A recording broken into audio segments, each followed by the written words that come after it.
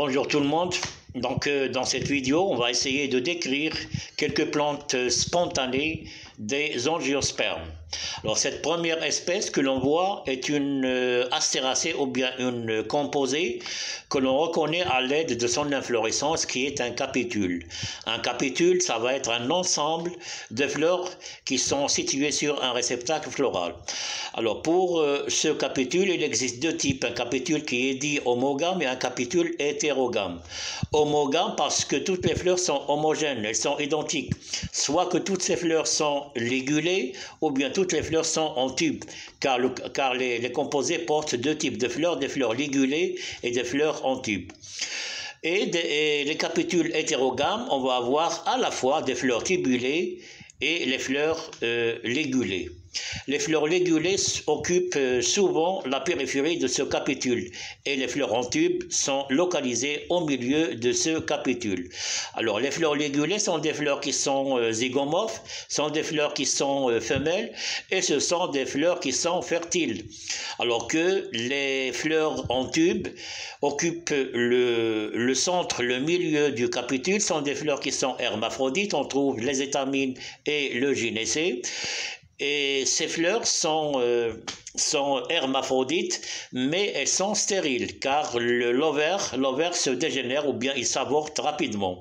Mais il faut dire que ce sont les étamines des fleurs tubulées qui fécondent les fleurs ligulées pour qu'il y ait la fécondation, la formation des fruits. Et ces fruits sont des akènes qui sont localisés à la périphérie de ce capitule. Et par conséquent, ces fruits donc proviennent des fleurs ligulées. Donc c'est bien une astéracée ou bien une composée. Et cette plante, elle s'appelle en arabe al-jumra. En français, c'est le souci des champs. Et le nom scientifique de la plante est Calendula algeriensis.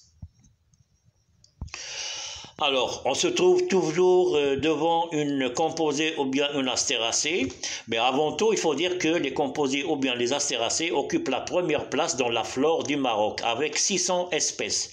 Et nous savons que la flore du Maroc est estimée à peu près à 4500 espèces et sous-espèces, et avec à peu près 20% de la flore endémique, des espèces qui sont endémiques. Donc c'est une astéracée, ça c'est Leontodon saxatilis. Le capitule, donc c'est ce qu'on voit en jaune, c'est un capitule, donc par conséquent est une composée. Alors voilà, cela c'est un schéma du capitule, donc c'est un capitule hétérogame, à la fois on trouve des fleurs ligulées et des fleurs tubulées. Donc les fleurs ligulées sont localisées toujours quand il s'agit d'un capitule hétérogame à la périphérie et que les fleurs tubuleuses ou bien tubulées occupent le milieu ou le centre de ce capitule. Alors celle-là, c'est une brassicacée ou bien une crucifère que l'on reconnaît à l'aide des fleurs qui sont tétramères. 4 pétales, 4 sépales. Donc c'est ce qu'on voit en jaune, c'est des pétales qui sont en nombre de 4. Et les sépales sont au-dessous, également sont en nombre de 4. Alors celle-là, elle appartient systématiquement à la famille des crucifères. Pourquoi on l'appelle crucifère? Parce que comme vous voyez, les pétales dessinent bien une croix. Donc ça donne l'image d'une croix, d'où l'appellation, ou bien d'où le nom des crucifères. Alors, au milieu, nous voyons des étamines qui sont au nombre de 6. 4 étamines qui sont plus grandes et 2 étamines qui sont très petites qui occupent le verticille externe. Et les 4 grandes étamines sont situées sur le verticille interne. Et par conséquent, ce type d'androcée, on l'appelle androcée tétradinam. Alors, au milieu, ce que l'on voit, c'est le stigmate et style. Donc, c'est le gynécée, stigmate, style et l'ovaire au-dessous. Alors, à gauche, c'est le fruit des crucifères, c'est ce qu'on appelle l'acélique.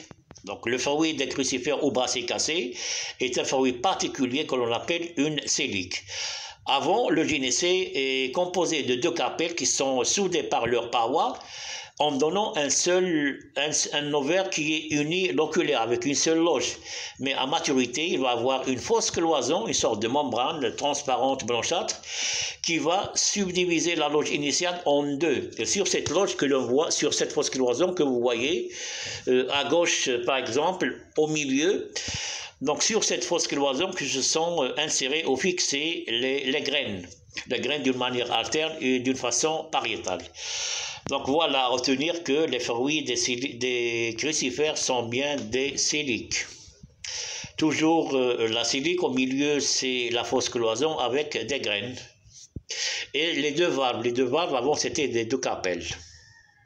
Toujours des siliques. Alors la formule florale générale des crucifères, c'est fleurs hermaphrodites, fleurs actinomorphes, 4 sépales libres, 4 pétales libres, plus 2 petites étamines, parce qu'ils sont sur le verticille externe, plus 4 grandes étamines et plus 2 capelles soudées à ovaire super.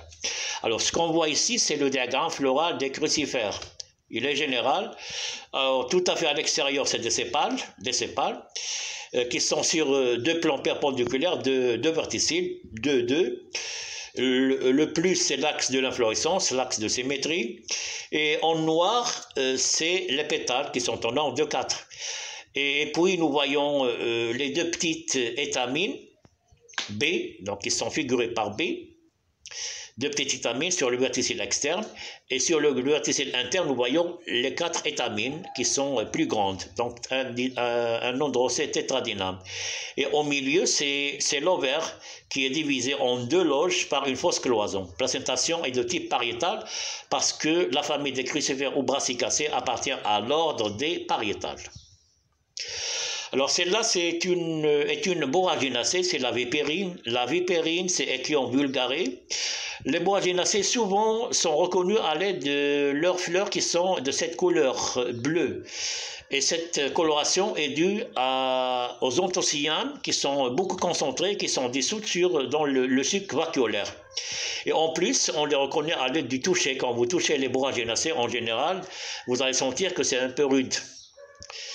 Alors celle-là donc c'est la vipérine et c'est la famille à laquelle appartient également la bourrache, Bourrago officinalis, qui est une plante diurétique. Alors Hadi c'est Malva, la mauve, et elle ressemble, on pourra dire même que c'est el Bacola, Lavatera critica, mais est une malvacée. Alors celle-là c'est la mauve.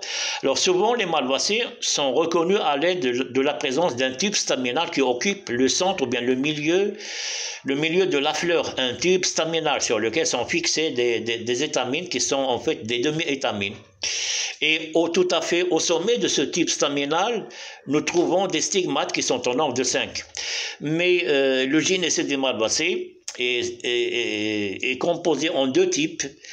Un gynécée qui est dit isomère avec 5 capelles, donc 5 stigmates, exemple hibiscus, et un gynécée qui est dit un gynécée polymère comme celle-là, Malva, c'est Malva sylvestris. Dans le premier type de gynécée isomère, ça donne comme fruit des capsules, et pour le deuxième type de gynécée, tel que l'Avatera critica de Bacola ou la Malva, la mauve, le fruit est un méricarpe. Alors, Hadi est une solanacée, Solanum, Sodomium, le fruit, comme vous voyez ici, est une baie. Alors seulement, il faut dire que la famille des solanacées est une famille qui englobe un grand nombre de plantes toxiques, des espèces toxiques, parce que c'est une famille qui renferme beaucoup d'alcaloïdes tels que les solanines, tels que atropines, iocyanamines, etc. Donc la plupart des plantes des solanacées sont des plantes toxiques.